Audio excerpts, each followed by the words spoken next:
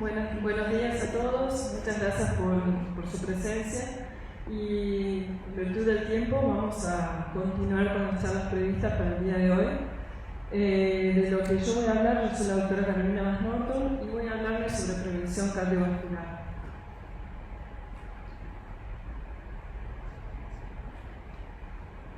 Muy bien, antes de comenzar a hablar de prevención tenemos que saber que la enfermedad cardiovascular es la primera causa de muerte en el mundo, según la Organización Mundial de la Salud.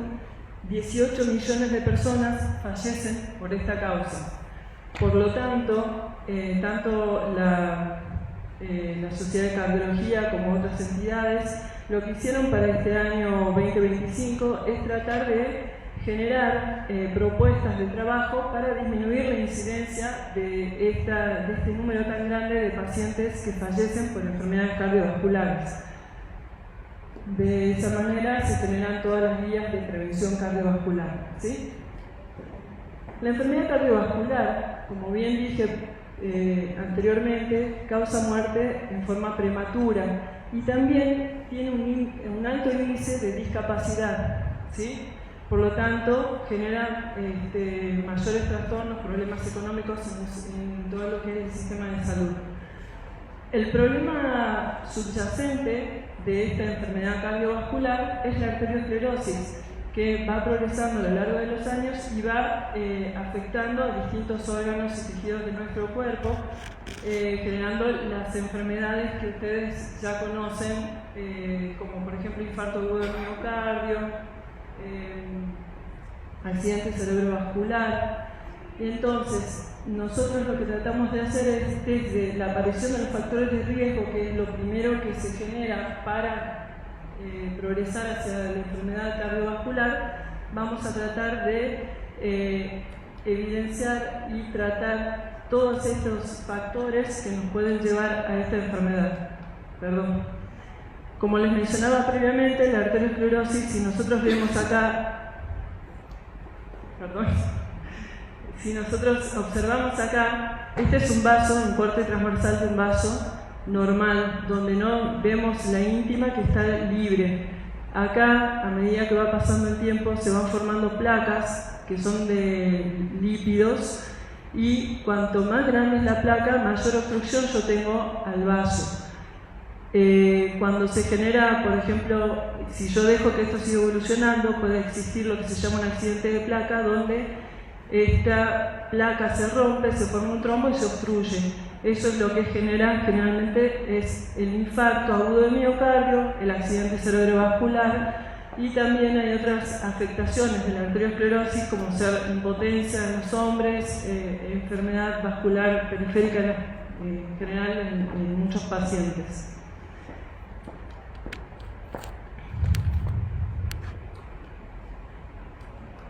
Bueno, como había dicho previamente, de lo que ya sabiendo que es la enfermedad cardiovascular y cómo va progresando desde los factores de riesgo hasta la enfermedad subclínica y la enfermedad clínica, que es el infarto, el ACV, nosotros vamos a trabajar sobre esos factores. Esos factores de riesgo son las características que tiene un individuo en una población que está presente en la vida y que puede poner o aumentar el riesgo de padecer una enfermedad en tiempo futuro.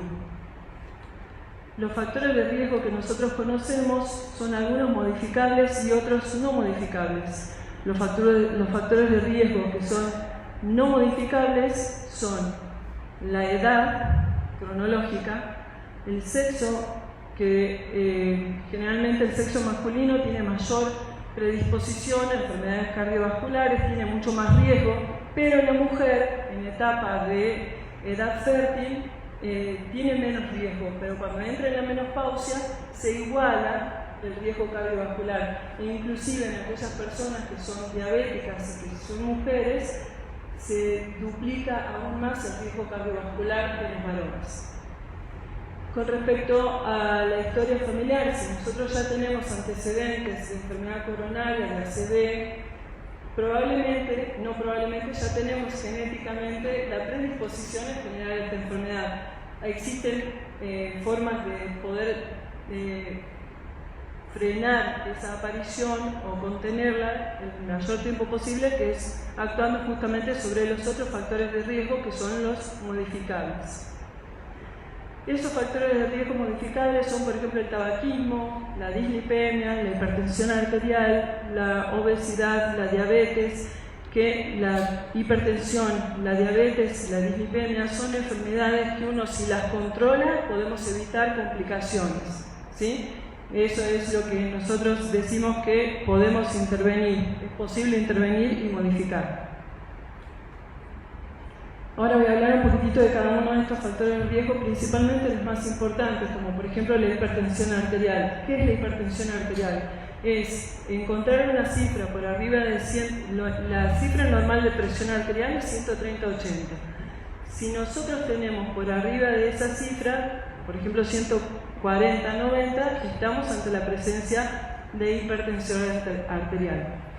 Por supuesto que para llegar a este diagnóstico tenemos que hacer mediciones en el consultorio, en la forma correcta, mediciones ambulatorias, también le pedimos a los pacientes que se midan la presión arterial en forma ambulatoria, ¿no? Para llegar a este diagnóstico. No voy a ahondar tanto sobre eso, a menos que ustedes quieran, me van a hacer algunas preguntas sobre eso y aclaramos. La hipertensión arterial es un factor de riesgo, es uno de los factores de riesgo más importantes de muerte en el mundo. ¿Sí? Esto es de estudios poblacionales que se hicieron a nivel mundial. Por el otro lado, tenemos en nuestro país, fíjense esto, de 1 de cada 3 adultos sufre hipertensión arterial. 1 de cada 3 adultos con hipertensión arterial desconoce que tiene esa enfermedad. Y 1 de cada 3 adultos que está tratado con hipertensión arterial no está tratado correctamente, no tiene cifras normales de presión arterial, que es lo que se debiera llegar cuando se hace tratamiento.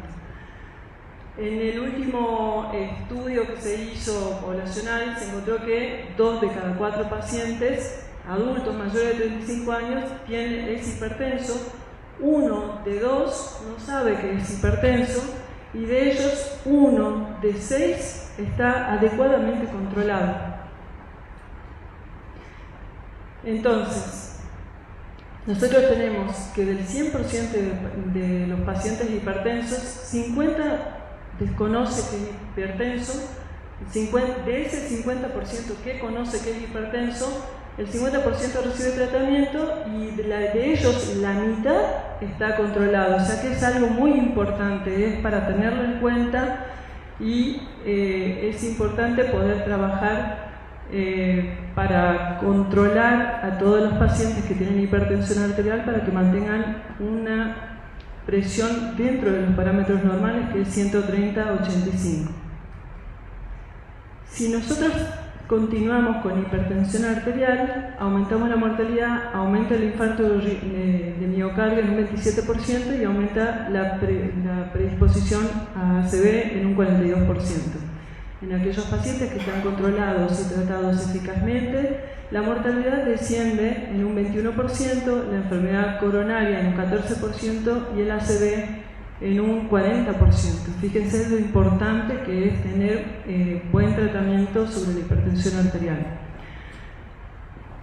Antes de llegar al tratamiento, deseo hacer hincapié en decirles que para hacer el tratamiento, para conocerse uno hipertenso, debe hacerse controles preestablecidos o controles periódicos, porque es la única forma de pesquisar que tenemos hipertensión arterial. ¿Por qué? Porque es una enfermedad silente, crónica, y va trabajando evolutivamente, a veces asintomática.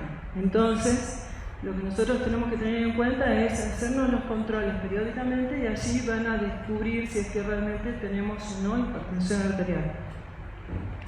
Una vez que ya tenemos el diagnóstico, a través de múltiples herramientas, el tratamiento principal se basa en la dieta hiposódica, la actividad física, mantener un peso adecuado, reducir el consumo de alcohol, suprimir el tabaquismo y hacer actividad física, mantener una vida saludable.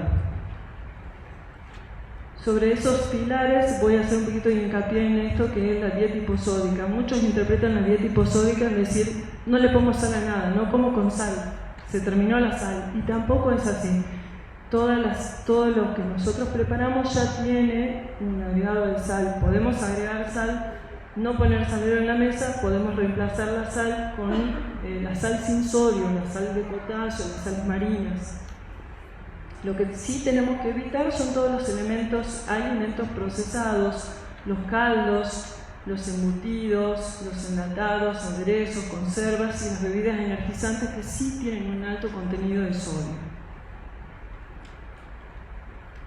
También podemos aumentar el consumo de todas estas frutas y verduras que aparecen acá, que tienen alto contenido en potasio, que nos ayudaría un poquito al control de la hipertensión arterial, o sea, contrarresta un poco lo que es la sal sensible.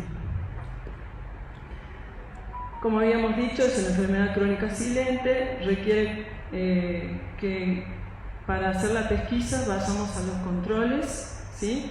Y cuando ya tenemos el diagnóstico, hacer la toma diaria de la medicación, los controles, y no decir que, bueno, yo ya me controlé, tengo presión normal, dejo la medicación. Eso es lo peor que podemos hacer. Si tenemos la presión normal es porque gracias a la medicación estamos. Otra cosa que me olvidé de decirles es que existen dos tipos de hipertensión. La hipertensión esencial, que la mayoría, que generalmente está presente en un 90% de los pacientes hipertensos, y un 10% tienen hipertensión secundaria a otras patologías, ¿sí? Con esto lo que le quería decir es que muchas veces si decimos que mi papá fue hipertenso, seguramente yo voy a tener el gen que se puede desarrollar para desarrollar hipertensión arterial en algún momento, ¿sí? Vamos a pasar a otra de las enfermedades o comorbilidades que se relacionan mucho con la enfermedad cardiovascular y que tienen complicaciones a nivel cardiovascular. Es la diabetes. La prevalencia de la diabetes actualmente en Argentina es 1 de cada 10 personas mayores de 21 años es diabético. Ahora, si nosotros analizamos en los mayores de 60 años, 2 de cada 10 personas son diabéticos. Entonces es importante, ¿sí? ¿Qué es lo que tenemos que saber? ¿Por qué es importante mantener una normoglucemia? Porque todo nuestro organismo tiene como herramienta energética la glucosa.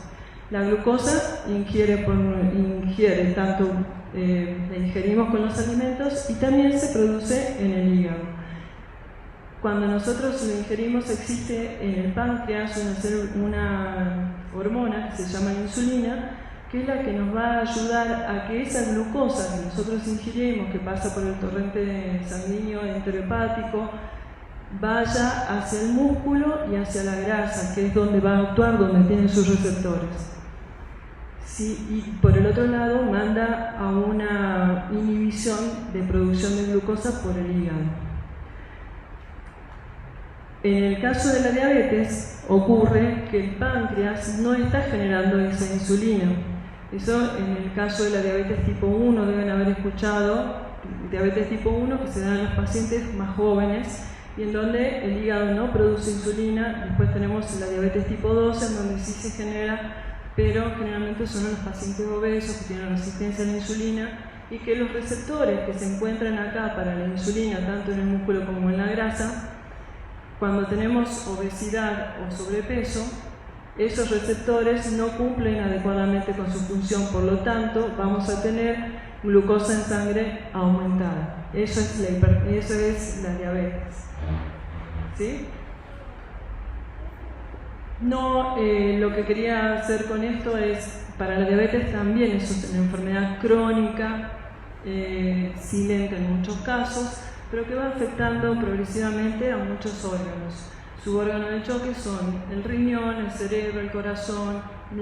Ustedes deben haber escuchado, la microangiopatía produce lesiones a nivel de la retina, a nivel renal. También en la macrocirculación puede producir infarto agudo del miocardio, progresión de la arteriosclerosis, que nos lleva a todas esas enfermedades. Entonces, ¿qué es lo que tenemos que tener en cuenta? Que es lo más importante para el manejo del diabético, es la alimentación saludable, el ejercicio físico y la medicación. ¿Cuál es la idea? No es no decirle que no coma nada con azúcar. La idea es regular qué es lo que come, cómo lo consume, que tenga mayor cantidad de cereales, legumbres, frutas, verduras, frutos secos y menor cantidad de todo lo que son los cereales refinados, los chocolates, las galletas, todo lo que sea procesado, tiene mucho más, y aumenta más el índice glucémico. Con respecto a otro factor de riesgo, el que tenemos que controlar es la dislipemia. Ustedes saben que el colesterol es importante en nuestro organismo. El colesterol es el que va a generar la membrana celular de todas las células de nuestro organismo. O sea, es muy importante, no solamente en una función estructural, sino que también es precursor de la vitamina D, precursor de hormonas sexuales, precursor de hormonas corticosteroides y de sales biliares. Todo esto nos ayuda a tener un adecuado funcionamiento de nuestro cuerpo. Por lo tanto, el colesterol tiene su lado positivo y lo necesitamos. Ahora, cuando hay un descontrol, cuando los valores del colesterol malo están muy altos, sí debemos actuar para bajarlos, disminuirlos, porque eso sí nos aumenta el riesgo cardiovascular. Con respecto a esto, también para la dislipemia existen lo que son los factores inevitables, como ser la edad, el sexo. Los varones tienen mayor predisposición. Vuelvo a decir lo mismo, las mujeres nos igualamos en el riesgo a los varones una vez que pasamos la menopausia. Y la herencia familiar. Existen varios tipos de dislipemia familiar, dislipemia son diferentes, pero principalmente lo que nosotros podemos hacer es trabajar sobre estos factores modificables que son las dietas. La dieta evitando todo lo que son las grasas saturadas, el colesterol, el alcohol, los azúcares, los carbohidratos refinados, mantener un buen peso, evitar la obesidad, no ser sedentarios, no fumar y el consumo de alcohol, que por ahí muchos dicen, bueno, ¿cuánto se consume? La mujer puede consumir, se puede consumir tanto el hombre como la mujer un poco menos, pero no más de 2 copas de vino durante el almuerzo, no más de un vaso de cerveza y de bebida blanca es un poquitito, una medida, eso es lo que a eso nos referimos cuando hablamos del alcohol.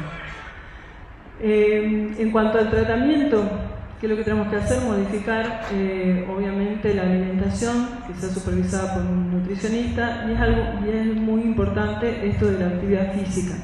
No solamente la aeróbica, sino que también está demostrado que la actividad física isométrica, que tiene que ver con hacer fuerza muscular, también es muy beneficiosa, ¿sí? Lo ideal es la combinación de ambos. El tabaquismo es otro factor de riesgo. Sabemos que hasta la década del 1990 había un 33 a un 39% de gente que consumía, que fumaba, ¿sí? Después de esta publicidad, después de esta ley que sale que no se puede fumar en lugares cerrados, esto disminuyó a un 20-25%. La edad de inicio de los chicos que fuman aproximadamente es de 12 a 15 años. Y ustedes fíjense que mueren 40.000 personas por año a causa del tabaquismo, de los cuales 6.000 son fumadores pasivos. ¿Qué son los fumadores pasivos? Los que conviven con una persona que fuma y continuamente están con ellos. O sea que ellos también están inhalando el humo del cigarrillo, que es tóxico. Acá quería mostrarles que no solamente el cigarrillo va a dañar a la enfermedad, a las arterias coronarias, puede generar cáncer de pulmón. ¿Se acuerdan de Sandro con el enfisema pulmonar? Genera muchas otras enfermedades, ¿sí? La adicción primero te puede generar también ACV, cáncer, enfisema, infertilidad, infarto, es muy importante lo que hace el cigarrillo, ¿sí? En lo que es la enfermedad cardiovascular. Se sabe que el 50% de la mortalidad de los fumadores, la mitad es por enfermedad cardiovascular, y lo hace 10 años antes que la población no fumadora. Fíjense lo importante que es, o sea, no solo me predispone a la enfermedad coronaria, sino a la enfermedad cardiovascular, sino que lo hace en forma prematura, ¿sí? El fumador pasivo también tiene un aumento de riesgo de un 30%. ¿Qué pasa si yo abandono el hábito de fumar? Va a disminuir el riesgo en el primer año a un 50%, y entre los 5 y 15 años supuestamente se iguala al riesgo de los no fumadores. Otro factor de riesgo importante que tenemos es el porcentaje de la población inactiva en América Latina, es de 25 al 75%. Es muy importante, o sea, somos muy sedentarios, no hay en nuestra educación algo que nos estimule continuamente a lo que es al hacer actividad física. Aquellos que hacen actividad física tienen una disminución del riesgo cardiovascular importante. ¿Qué es lo que hacemos nosotros los cardiólogos? Con todos esos factores de riesgo que les he mencionado, evaluamos lo que es el riesgo cardiovascular global para determinar la probabilidad de que ese paciente en un lapso de 10 años pueda generar alguna complicación cardiovascular como infartos o ACV. Ese cálculo se hace a través de, hay muchísimas tablas y score. Les muestro uno donde ustedes más o menos acaban a ver a dónde localizamos un paciente, por ejemplo, si es mujer, si es fumadora, si mayor de 65 años, encima es hipertensa y no controlada, 160 de sistólica y es dislipémica, la voy a tener en altísimo riesgo. Entonces, en base a eso, nosotros tenemos distintas formas de tratar a los pacientes. Sabemos a través de esto también cuándo debemos iniciar no solamente los controles del estilo de vida y del cambio de estilo de vida, sino también los controles farmacológicos, ¿sí? Eso es como para mostrarle nada más cómo nosotros evaluamos el riesgo cardiovascular. ¿Para qué me sirve eso? Para ver cómo voy a prevenir el desencadenante de la enfermedad cardiovascular y cómo la prevengo actuando sobre los factores desencadenantes, la promoción del estilo de vida cardiosaludable, prevenir la aparición de factores de riesgo y la detección precoz de los factores de riesgo que me van a desencadenar la enfermedad cardiovascular. ¿Se acuerdan que todas estas enfermedades en general con el tiempo, la arteriosclerosis es lo que se va a generar, ¿sí? Y me va a afectar distintos órganos. Entonces, cuando yo actúo sobre los factores de riesgo que les acabo de mencionar, si el paciente no ha tenido infarto, no ha tenido ACV, no ha tenido ningún evento que me implique enfermedad cardiovascular, estoy hablando de prevención primaria, ¿sí?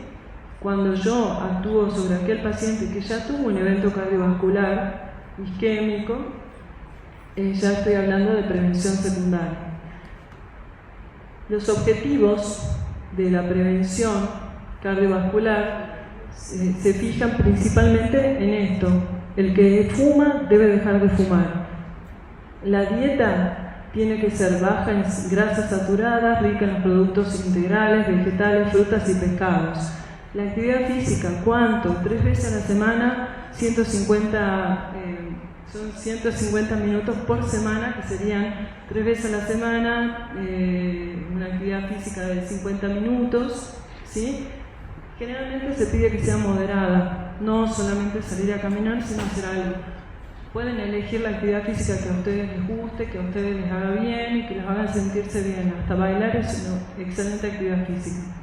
El índice de masa corporal se debe mantener entre 20 y 25, la presión arterial menor de 140-90 y el colesterol, de acuerdo al riesgo de los que les acabo de mencionar, se tiene que mantener el colesterol malo por debajo de 70 en los que tienen muy alto riesgo, en los que tienen moderado menor de 100 y en los que tienen bajo o moderado menor de 115. Con respecto a la diabetes, la hemoglobina glicosilada tiene que estar menor de 7 como para decir que está controlado ese paciente, ¿sí? El ejercicio físico, ¿qué es lo que hace? Y es lo más importante, uno de los pilares más importantes. Disminuye la presión arterial, mejora el metabolismo lipídico, mejora el metabolismo glucídico, favorece al descenso de peso y mejora la disponibilidad de oxígeno que tiene nuestro cuerpo, ¿sí? Fortalece los pulmones, tonifica los músculos, protege las articulaciones y mejora la función endotelial. En conclusión, lo que tenemos que hacer para prevención cardiovascular es adoptar todas las medidas que sean cardioprotectoras, como por ejemplo una buena dieta, acostumbrarnos a hacer ejercicio físico 3 veces a la semana, mantener controles periódicos con el médico para saber si nos detecta o no algún tipo de enfermedades, y si tenemos que tomar medicación porque hay hipertensión, porque hay diabetes u otras comorbilidades, seguir los controles y hacer estrictamente tomar la medicación, no abandonarla. Y todo esto nos va a ayudar a nosotros a disminuir el riesgo de la enfermedad cardiovascular, tener una mejor calidad de vida y reduciendo esos factores de riesgo tenemos mejor calidad de vida.